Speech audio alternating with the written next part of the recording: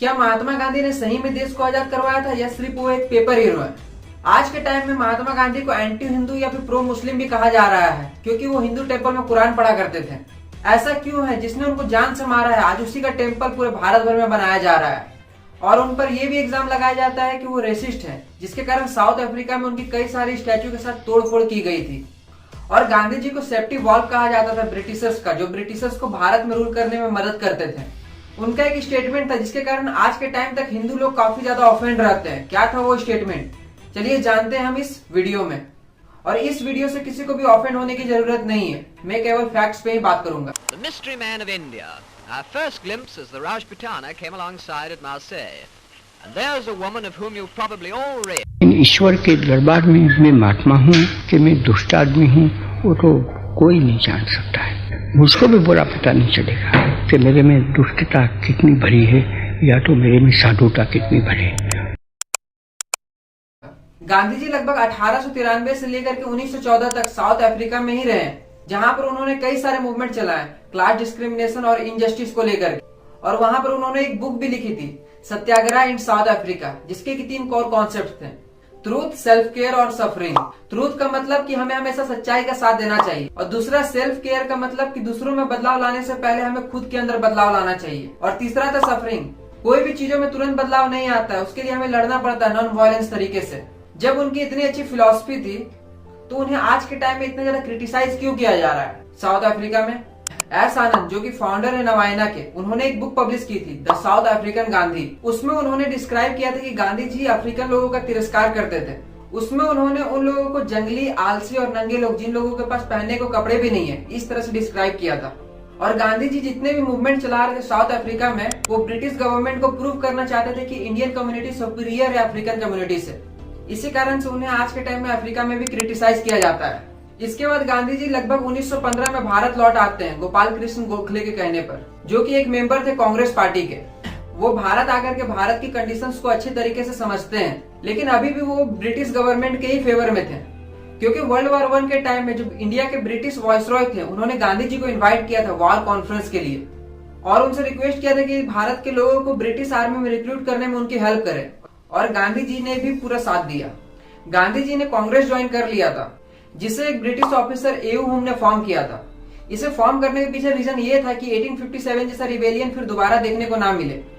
ये पार्टी एक puppet party की तरह बिहेव करे, जो कुछ भी करने के लिए ब्रिटिशर से सारे परमिशन ले। भले वो पार्टी आज के टाइम में नेपोटिज्म पार्टी बन चुकी है, जिसमें एक ही परिवार के लोग राज कर रहे हैं, पर उस समय ये पार्टी काफी ज्यादा अच्छी थी, क्योंकि उस समय परिवारवाद नहीं राष्ट्रवाद था। लेकिन वर्ल्ड वॉर खत्म होने के बाद गांधी जी ने कई सारे मूवमेंट चलाए ब्रिटिश एम्पायर के खिलाफ। लेकिन महात्मा गांधी को एंटी हिंदू या फिर प्रो मुस्लिम भी कहा जाने लगा, क्योंकि वो हिंदू मुस्लिम यूनिटी को प्रमोट करते थे। पर इसमें सफर करना पड़ता था हिंदुओं को, क्योंकि वो एक बार हिंदू टेम्पल में कुरान लेकर के जा रहे थे। उनका विरोध एक महिला के द्वारा किया जाता है। उस महिला का कहना था कि आप कुरान लेकर के हिंदू टेम्पल के अंदर आप नहीं जा सकते। धीरे धीरे वहां पर काफी ज्यादा भीड़ जुड़ जाती है, और वो सारे लोग गांधी जी का विरोध करने लगते हैं। गांधी जी वहां पर पुलिस को बुला लेते हैं, और उन सभी लोगों को अरेस्ट करवा दिया जाता है गांधी जी के द्वारा। फिर गांधी जी पुलिस प्रोटेक्शन के साथ टेम्पल में एंटर करते हैं और वहीं पर बैठ करके कुरान पढ़ते हैं। इससे हिंदुओं की भावनाओं को काफी ज्यादा आहत हुआ। इस इंसिडेंट के बाद एक प्लानिंग चलने लगी महात्मा गांधी को मारने के लिए, पर ये इकलौता रीजन नहीं था। इसके अलावा कुछ कंट्रोवर्शियल स्टेटमेंट भी थे हिंदुओं को लेकर के। वो स्टेटमेंट था, मुस्लिम अगर हिंदुओं को खत्म करने की चाह भी रखते हैं तो उन्हें प्रतिदिन क्रोध नहीं पालना चाहिए। हमें मौत का सामना बहुत ही बहादुरी से करना चाहिए। अगर मुस्लिम हमें मार के अपना शासन स्थापित कर लेंगे तो हम जीवन बलिदान करके एक नया संसार का विचरण कर रहे हैं। और ये स्पीच उन्होंने 6 अप्रैल 1947 में दिया था न्यू दिल्ली में। महात्मा गांधी हिंसा के खिलाफ थे, क्योंकि वो नॉन वायलेंस को प्रमोट करते थे। लेकिन वो नॉन वायलेंस की उम्मीद भी केवल एक ही कम्युनिटी से रखते थे, वो भी हिंदू कम्युनिटी से। कोई उनको मार दे, पीट दे या मर्डर कर दे, ये सब सहना है उनको। पर यही महात्मा गांधी पर इल्जाम लगाया जाता है कि वो हिंदू मुस्लिम यूनिटी को प्रमोट करने के चक्कर में खिलाफत मूवमेंट को भी प्रमोट कर रहे थे। और खिलाफत मूवमेंट के दौरान मोपला रिबेलियन होता है, जिसमें कि लगभग 10,000 हिंदुओं को मार दिया जाता है और लगभग 1,000 महिलाओं के साथ गलत काम किया जाता है। पर इस पर गांधी जी पूरी तरीके से चुप रहे थे, इस पर वो कुछ भी नहीं बोले थे, जिसके कारण आज भी बहुत सारे हिंदू ऑर्गेनाइजेशन इनका विरोध करती है आज के टाइम तक, कि उन्होंने हिंदुओं को बलि दे करके नाम कमाया। हम लोगों के मन में अक्सर ये सवाल आता है कि महात्मा गांधी ने सही में देश को आजाद करवाया था? क्या उनके नॉन वायलेंस मूवमेंट के कारण ब्रिटिशर्स भारत छोड़ के चले गए थे? पीबी चक्रवर्ती, जो कि चीफ जस्टिस थे कलकत्ता हाई कोर्ट के, उन्होंने बंगाल के गवर्नर लॉर्ड एटली से पूछा कि गांधी जी का क्या रोल था कि आप लोग भारत छोड़ करके जा रहे हैं। तो लॉर्ड एटली ने स्माइल के साथ कहा मिनिमल, क्योंकि वर्ल्ड वॉर 2 के बाद ब्रिटिश गवर्नमेंट काफी ज्यादा कमजोर पड़ गई थी और सुभाष चंद्र बोस ने आजाद हिंद फौज खड़ी करके रखी थी जो ब्रिटिश एम्पायर के खिलाफ लड़ रही थी।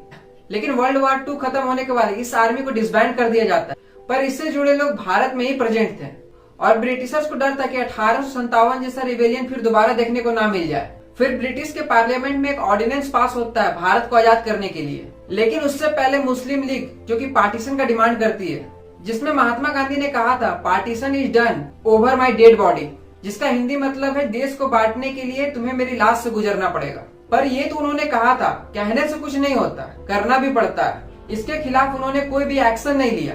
फिर बंटवारा होने के बाद वो पाकिस्तान को ही फेवर करने लगे और भारत के गवर्नमेंट को प्रेशर करने लगे कि भारत पाकिस्तान के 55 करोड़ रुपया उसे दे दे, जिसके लिए वो भूख हड़ताल के लिए भी बैठ गए थे।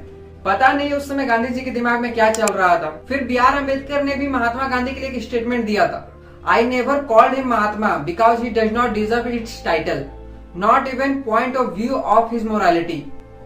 मैं उनको जीवन में कभी भी महात्मा नहीं कहूंगा क्योंकि वो महात्मा की उपाधि को डिजर्व ही नहीं करते हैं। और B.R. अम्बेडकर का और एक स्टेटमेंट था जो कि जब देश का बंटवारा 2 धर्मों के आधार पर हुआ है तो पाकिस्तान में एक भी हिंदू क्यों बचे और भारत में एक भी मुसलमान क्यों बचे, क्योंकि पार्टीशन के टाइम में माइग्रेशन को रोकने के लिए महात्मा गांधी ने ही कहा था, क्योंकि खून खराबा काफी ज्यादा हो रहा था, जिसके कारण आज के टाइम तक भी कम्युनल राइट्स हम लोगों को देखने के लिए मिलते हैं। ये स्टेटमेंट आज के टाइम में सुनने में भले खराब लग रहा है, लेकिन ये उस समय के कंडीशन के हिसाब से सही था। फिर उनको 31 जनवरी 1948 में मार दिया जाता है नाथूराम गोडसे के द्वारा, जो कि एक हिंदू पार्टी से बिलोंग करते थे। नाथूराम गोडसे ने महात्मा गांधी को मारने का रीजन बताया कोर्ट में कि महात्मा गांधी कभी भी मस्जिद में गीता पढ़ने का साहस नहीं करते, क्योंकि वो जानते हैं कि मुस्लिम इनके विरोध में खड़े हो जाएंगे। पर इन्होंने हिंदू मंदिरों में कुरान पढ़ना जरूरी शुरू कर दिया था, जिससे गोडसे को ऐसा लगा कि महात्मा गांधी मुस्लिम तुष्टीकरण की राजनीति कर रहे हैं। इसीलिए नाथूराम गोडसे ने महात्मा गांधी को जान से मार दिया।